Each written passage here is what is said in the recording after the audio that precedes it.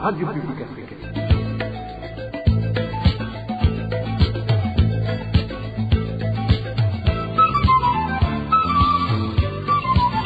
Radio Publique Africaine.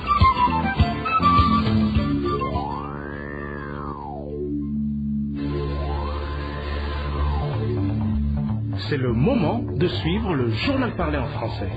À la présentation, Nadège Ilakose. C'est un plaisir de vous retrouver, chers auditeurs. Bonsoir et bienvenue dans le journal de ce dimanche 29 septembre 2024, dont voici les titres.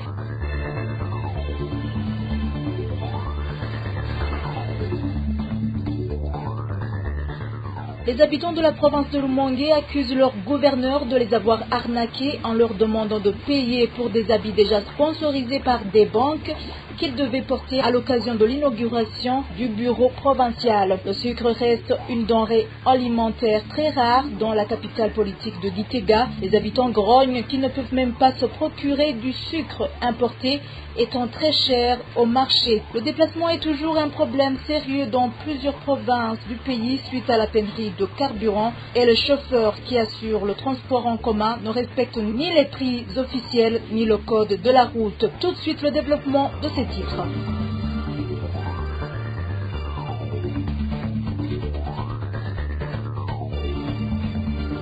Encore une fois, bienvenue dans ce journal que nous allons débuter par la page Droits de l'homme. Certains membres de la coopérative Urumuri Mwiterambere, réunissant les habitants de la commune Gihanga en province de Bubanza, dénoncent l'intimidation que subit le gérant de la dite coopérative de la part des responsables. Les informations fournies par ces habitants indiquent que le gérant de la coopérative est menacé de remettre la clé du stock, ce que certains trouvent que ça serait une stratégie adoptée visant le détournement d'engrais conservés dans ce stock.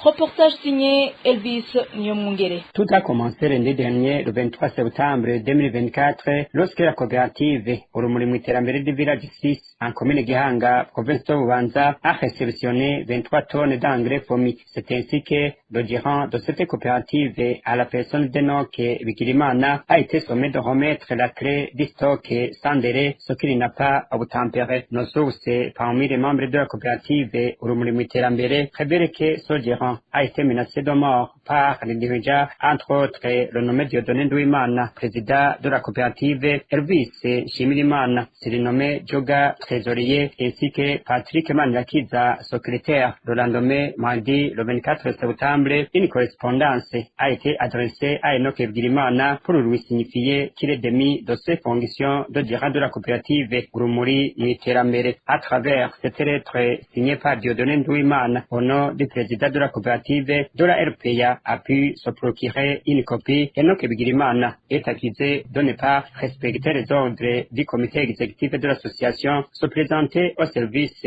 à retard, rentrer à retard, etc. Certains membres de la petite coopérative disent ne pas donc comprendre pourquoi ce gérant pourrait remettre la clé tant qu'il n'y a pas encore eu de remise et reprise. Ils trouvent plutôt que ça serait une stratégie adoptée visant le détournement d'engrais conservés dans le stock.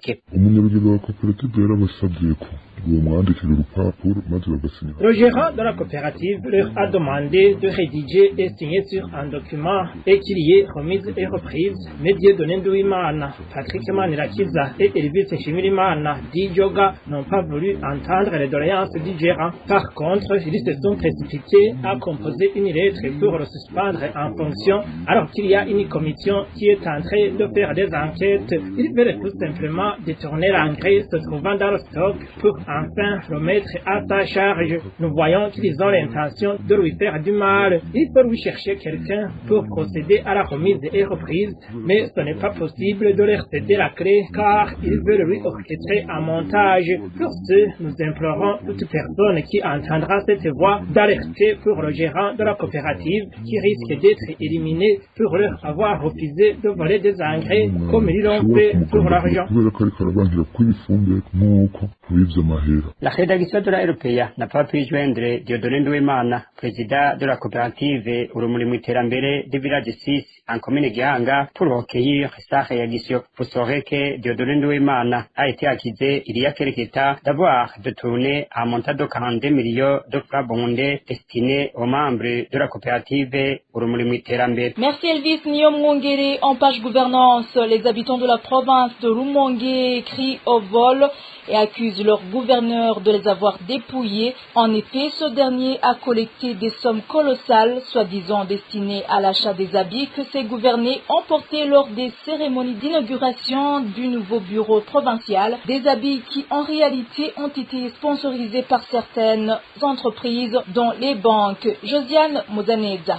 La province de Rumongue est l'une des provinces qui enregistre beaucoup d'entrées en termes de taxes et impôts. Et pour plus de transparence dans la gestion de ce patrimoine, un compte a été ouvert à la banque BCB. Ce compte portant le numéro 211 663 708 est également utilisé pour le recouvrement des autres services rendus à la population. Selon les habitants de la place, ce qui leur a mis la puce à l'oreille, c'est l'ouverture d'un autre compte, soi-disant destiné au projet de développement, un compte par lequel, selon les dires de leur gouverneur, devrait transiter tout l'argent destiné à l'achat des habits qu'ils devraient porter lors des cérémonies d'ouverture du nouveau bureau provincial, comme en témoigne notre source. Il nous a dit de déposer l'argent sur un compte récemment ouvert à la banque au bout. Le prix d'un Lacoste était de 40 000 francs burundais, un simple t-shirt 31 000. Mais en réalité, il savait très bien que cet argent allait finir dans sa poche.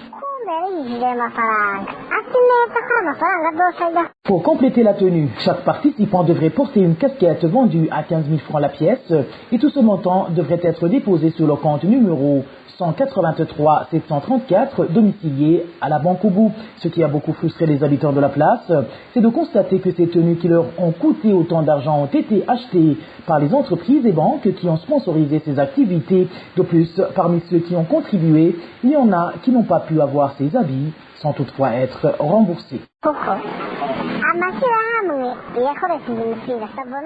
Ces tenues ont été sponsorisées par la Savonor, la Banque Obo et la Socadem.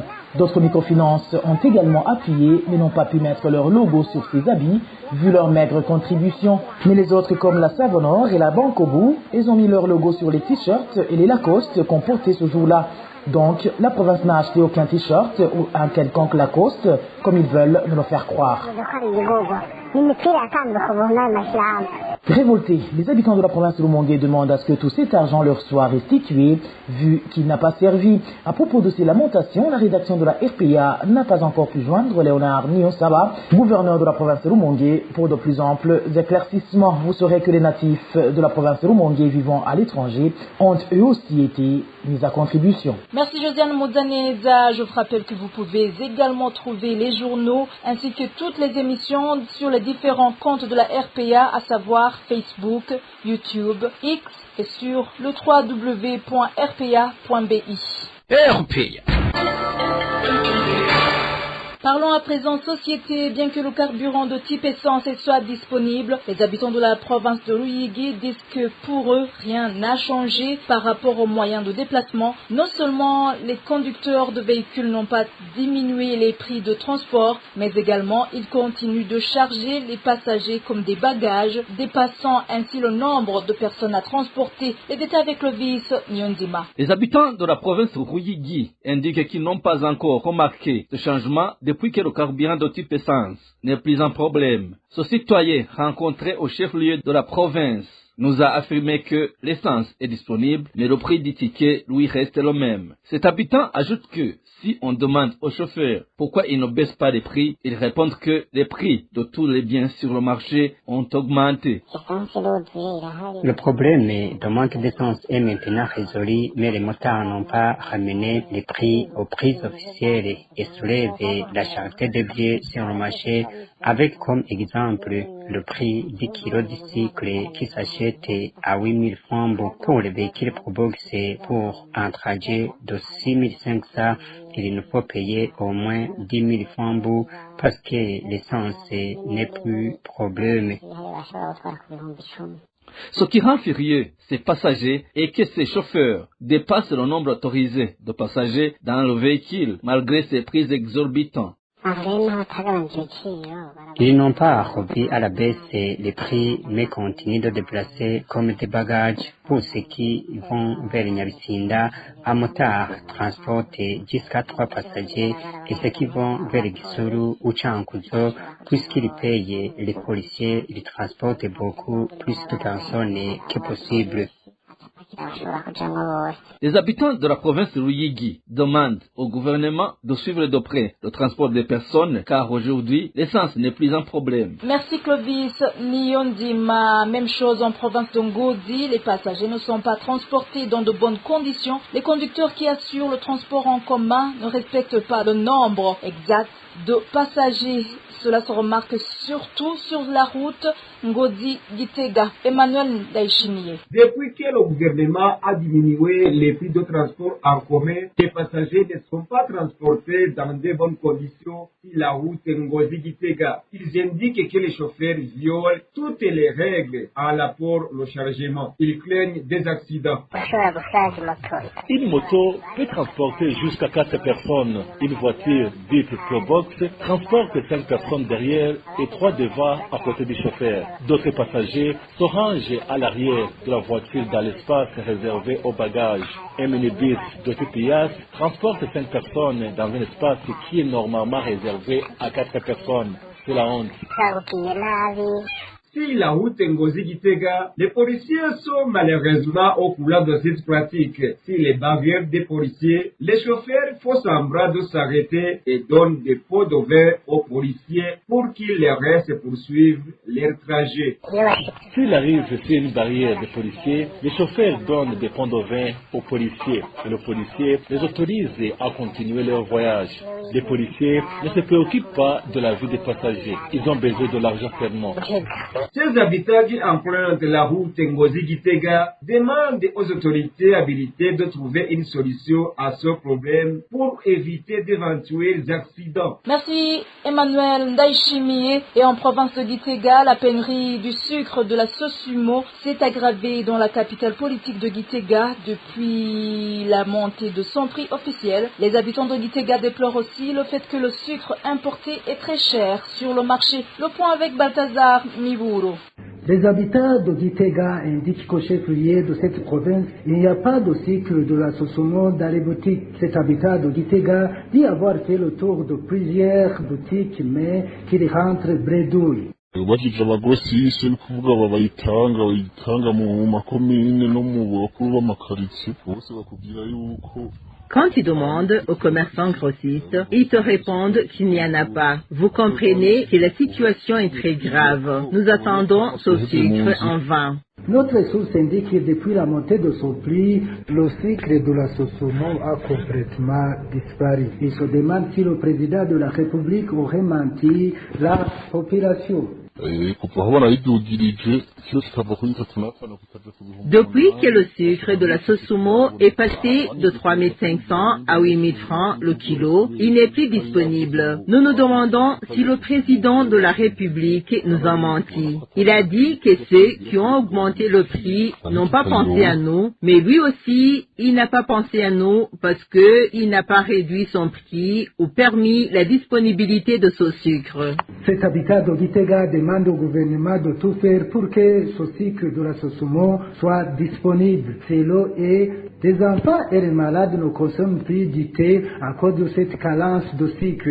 Il y en a aussi qui ont suspendu leurs activités génératrices de revenus à cause de cette pénurie de sucre de la Sosumo parce que le sucre importé coûte très cher selon les habitants de Gitega. Merci à toi aussi Balthazar Mivuro. Et voilà, chers auditeurs, c'est ici que prend fin le journal de ce dimanche 29 septembre 2024. Merci pour votre attention. Merci à toute l'équipe rédactionnelle ainsi qu'à l'équipe technique. Bon dimanche à tous.